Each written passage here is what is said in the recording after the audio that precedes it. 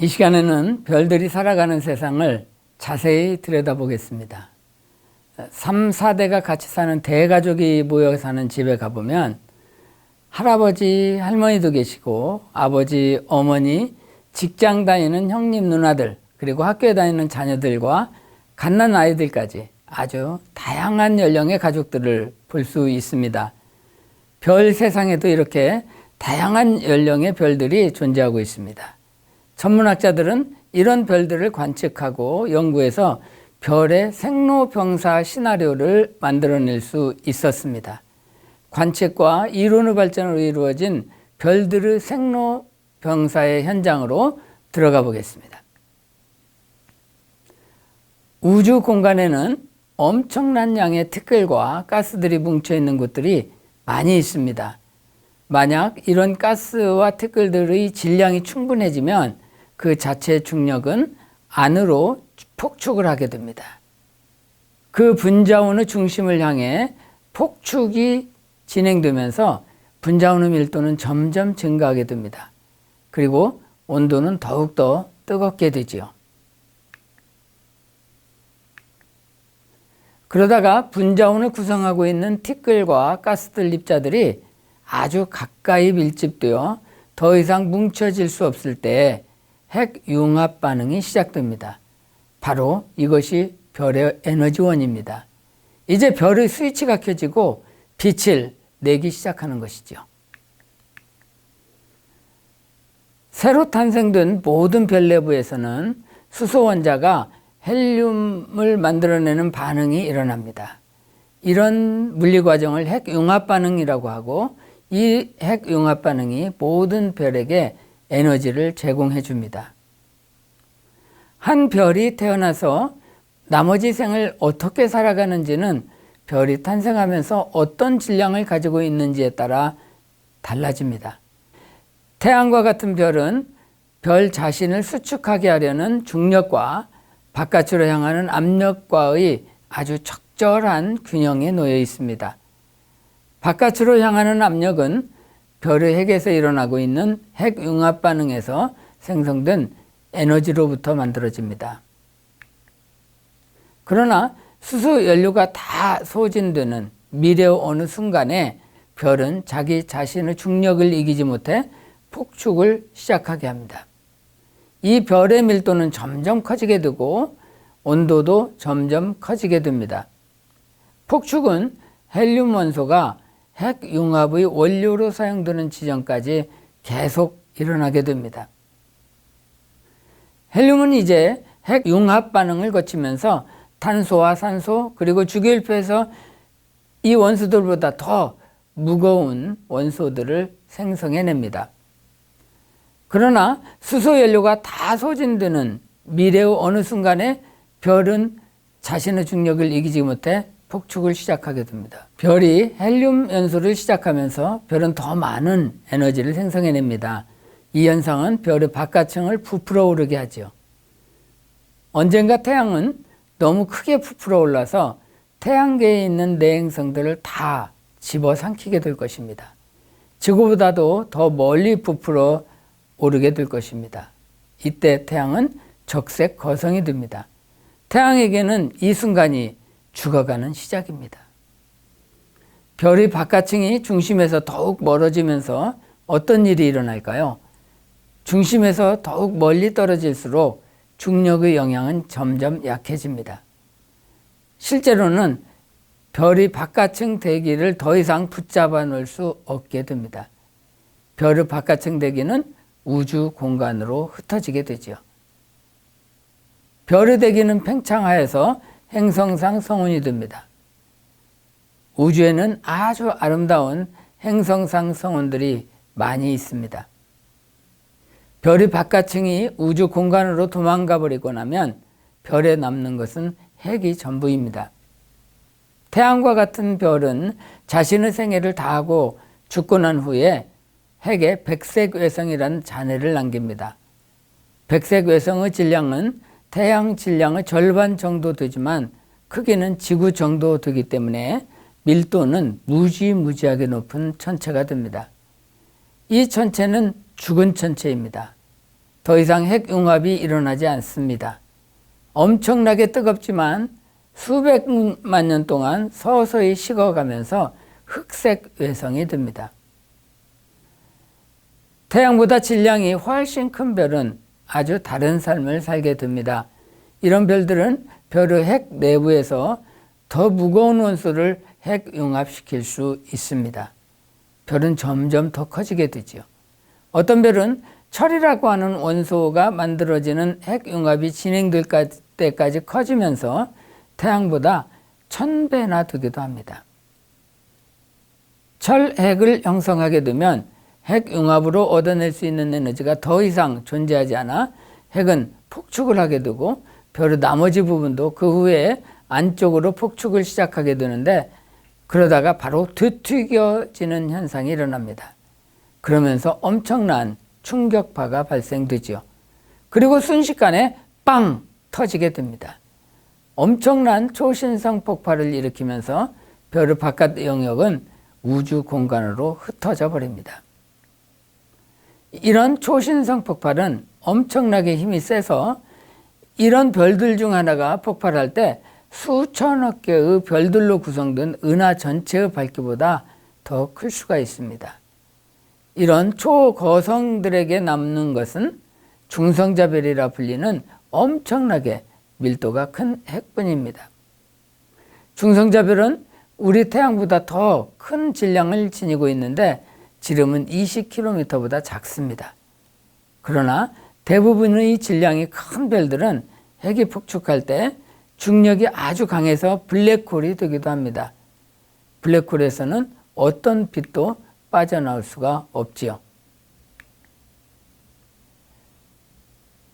우주에서 원소들을 생성하는 곳이 바로 별들입니다.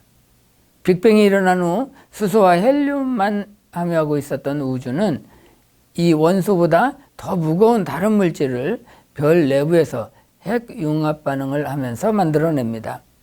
흥미로운 사실은 여러분들 주위에서 여러분들이 보고 있는 모든 것들은 실제 수십억 년 전에 태양과 행성들이 형성되기도 전에 별 내부에서 만들어졌다가 우주 공간으로 흩어져 버린 잔재입니다. 이런 물질들이 기본 재료가 됩니다. 이것이 별을 이해하는 것이 아주 중요하다고 하는 주된 이유 중의 하나라고 하겠습니다. 실제적으로 우리가 어디에서 왔는지를 우리에게 이야기해 주고 있는 것입니다. 질량이 작은 별과 질량이 큰 별의 일생을 다시 한번 물질의 순환 사이클로 설명해 봅시다. 이런 별들이 탄생하는 곳은 거대 분자원입니다. 유명한 독수리 성운을 칠레 라실레 천문대에 MPG ESO 2.2m 망원경으로 찍은 삼색 합성 모자이크 사진입니다. M16 또는 NGC 6611이라고 부르지요. 중심에 창조 기둥이 보입니다. 창조 기둥뿐만 아니라 독수리 성운의 앞과 뒤에서 별이 탄생하고 있는 것을 볼 수 있습니다. 질량이 작은 별의 생로 변사 현장을 차례대로 한번 방문해 봅시다. 이 사진은 M78이라고 하는 성운 가까이에 있는 별이 태어나고 있는 어두운 구름 안에서 지금까지 전혀 보고되지 않았던 한 성운에서 한 별이 빛을 내며 그 존재를 알려왔습니다. 천문학자들은 2003년도에 맥닐의 성운에서 젊은 별 하나가 그 성운을 밝히고 있는 것을 밝혀냈습니다. V1647 오리오니스라 명명되었지요. 이 별은 아주 강한 X선을 방출하는 두 개의 핫스팟을 두 개나 지니고 있었는데 이곳의 온도는 별의 다른 곳보다 수천 배 더 뜨겁습니다. 이 열점이 젊은 별 주위를 아직도 돌고 있는 원반으로부터 나오는 가스 흐름의 흔적으로 여겨집니다. 학자들은 태양 분출의 에너지 원인 자기 재결합 현상이 이런 가스의 흐름을 야기한다고 믿고 있습니다. 하루에 한 번 자전하는 이 별은 원반보다 더 빨리 자전하고 꾸준히 자기장을 더 꼬이게 하여 더 많은 에너지를 방출하게 합니다. 이런 원시별의 X선 밝기 변화는 질량이 작은 별이 탄생하는 단계에 있을 때 일어나는 에너지 활동 현상에 대한 정보를 제공해 줍니다. 질량이 작은 별의 대표 주작격인 태양의 모습입니다. 태양은 이런 성인별의 상태에서 100억 년을 살게 됩니다. 태양과 같은 질량이 작은 별들이 수백억 년을 산 후에 수소 핵연료를 소모하여 적색 거성이 됩니다. 적색 거성 하나인 목동자리 알파별인 아크투루스가 지금 적색 거성의 상태입니다. 적색 거성의 단계를 거친 후에 질량이 작은 별이 거치는 단계는 행성상 성운입니다. 이런 아령성운이란 이름을 지닌 여우자리에 있는 행성상 성운 M27을 2m 망원경으로 3.7시간 노출해서 얻어낸 자료입니다. 이 성운은 1764년 메시아에 의해 처음으로 발견된 행성상 성운으로서 쌍원경으로도 관측 가능합니다. 중심에는 태양 반경의 0.56배 정도 되는 백색 외성의 전조별이 존재하고 있습니다. 행성상 성운의 중심에 있는 별은 결국 백색 외성이 됩니다. 가장 먼저 발견된 백색 외성은 시리우스 B입니다. 허블 우주망원경이 찍은 사진에서는 밝은 시리우스의 왼쪽 밑에 희미하게 시리우스 B가 보입니다. 광학 영역에서는 백색 외성인 시리우스 B가 시리우스 A보다 10,000배 희미합니다. 그런데 찬드라 X선 위성으로 관측해보니 시리우스 B가 훨씬 밝아 보입니다. 이 백색 외성은 25,000도의 표면 온도를 지니고 있으며 아주 낮은 에너지의 X선을 내고 있습니다. 백색 외성의 크기는 지구 정도 됩니다.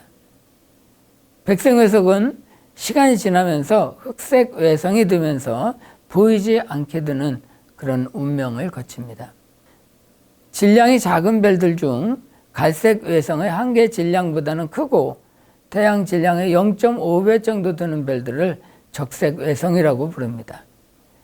적색 외성의 표면 온도는 3,800도를 넘지 않는데 우주에 있는 별들의 90% 정도가 적색 외성이라 믿어지고 있습니다.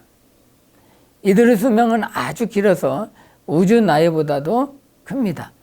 그래서 적색 외성은 청색 외성 그리고 흑색 외성으로 진화한다고 믿어지지만 아직 청색 외성도 관측되지 않았습니다. 대표적인 적색 외성은 태양과 가장 가까이 있는 프록시마 센타우리입니다. 왼쪽의 밝은 별이 알파 센타우리이고 오른쪽이 베타 센타우리입니다. 그 사이에 빨간색 원안에 있는 빨간색 별이 프록시마 센타우리입니다. 이제 질량이 큰 별의 생로 변사 현장을 방문해 봅시다. 처녀자리 알파별인 스피카는 태양에서 가장 가까운 질량이 큰 별입니다. 이 별은 4일간의 주위로 서로 궤도 운동을 하는 두 별로 구성된 쌍성입니다. 스피카처럼 질량이 큰 별은 수명이 짧습니다. 가지고 있는 수소 연료를 소진하고 나면 헬륨, 탄소, 산소 등의 더 무거운 물질들이 핵융합으로 지속적으로 일어나면서 형태를 유지하려고 노력하게 되죠. 그 상황에서 맥동이 일어납니다. 질량이 큰 별이 삶을 다하고 늙어서 이런 상태가 된 별을 적색 초거성이라고 합니다. 오리온 자리의 알파별인 베텔게우스가 바로 적색 초거성의 예입니다. 맥동에 의해서 변광하는 주기는 수십일에서 수백일에 달하는데 AAVSO가 발표한 2200일 동안에 관측한 베텔게우스의 광도 곡선을 보면 400일의 주기를 확인할 수 있습니다. 2017년 알마 망원경으로 베텔게우스의 부풀어진 모습을 가장 좋은 분행으로 찍은 사진입니다. 태양 크기보다 1400배 더 큰 모습을 볼 수 있습니다. 태양계 행성들과 별의 생로병사에서 만나는 별들의 크기를 한번 비교해 봅시다. 1번은 금성, 화성, 지구의 크기 비교입니다. 2번은 지구, 해왕성, 천왕성, 토성, 목성의 크기 비교인데 목성에 비해서 지구는 아주 작죠. 3번을 보면 목성, 적색외성 월프 359, 태양, 백색외성 시리우스의 크기 비교입니다. 태양이나 백색외성에 비해 목성이나 적색외성은 아주 작은 것을 볼 수 있습니다. 이 네 번째는 백색외성 시리우스, 적색거성 폴룩스, 적색거성 아크투루스, 적색거성 알데바란의 크기인데 아크투루스나 알데바란에 비해서 시리우스나 적색거성 폴룩스는 아주 작은 것을 볼 수 있습니다. 마지막으로 다섯 번째는 알데바란, 청색초거성 리겔, 적색초거선 안타데스, 적색초거선 베텔기우스의 비교입니다. 다른 초거성들에 비하면 적색거성은 아주 작아집니다. 여섯 번째는 적색초거성들의 크기를 비교해 봤는데 베텔기우스, MU 세피아이, VV 세피아이 A, VY 캐니스 메이저리스의 그 크기들을 비교해 볼 수 있습니다. 질량이 큰 별들이 삶을 마치고 아주 커지는 것을 볼 수 있지요. 질량이 큰 별은 적색 초거성의 단계를 거치면서 내부에서 핵융합 과정을 통해서 철핵이 만들어지는 순간 더 이상 핵에너지를 만들어낼 수 없게 됩니다. 중력을 더 이상 견뎌낼 수 없어서 초신성 폭발이라고 하는 엄청난 장례식을 거치면서 생을 마감합니다. 이 사진은 1054년에 폭발한 개성운 초신성 잔해의 모습입니다. 1000년이 지난 지금도 그 장례식의 여파는 이렇게 화려하게 하늘을 수놓고 있습니다. 이런 초신성의 잔해 중심에는 중성자별이나 블랙홀이 무덤 속에 들어 있습니다. 이런 초신성 잔해 중심에는 중성자별이나 블랙홀이 들어 있습니다. 별들의 무덤 속에 들어있는 백색외성, 중성자별, 그리고 블랙홀에 대해서는 다음 시간에 다루도록 하겠습니다. 이렇게 질량이 작은 별과 질량이 큰 별이 생로병사를 거치면서 겪는 단계의 상태들을 살펴보았습니다. 질량에 따라 삶에서 겪어내야 하는 사건들이 다 다르다는 것을 알 수 있었죠. 다음 시간에는 별의 죽음 단계에서 폭발하는 장례식 현장들과 장례식 후 무덤에 어떤 잔해들이 들어있는지 설명해 보도록 하겠습니다. 마무리하면서 별의 생로병사를 크게 5가지로 나누어서 요약해 볼 수 있습니다. 아기 별의 탄생, 성인별, 노인 단계, 죽음 단계, 무덤 단계로 나눌 수 있죠. 아기 별의 탄생은 지난 별 탄생 영역의 영역에서 살펴보았죠. 이렇게 탄생된 성인별은 질량에 따라 그 운명이 달라집니다. 태양 질량의 12분의 1, 즉 0.088배보다 작은 별들은 주결에 도달하자마자 갈색 외성으로 생을 마감합니다. 핵융합 반응을 꾸준히 수행할 힘이 없는 것이죠.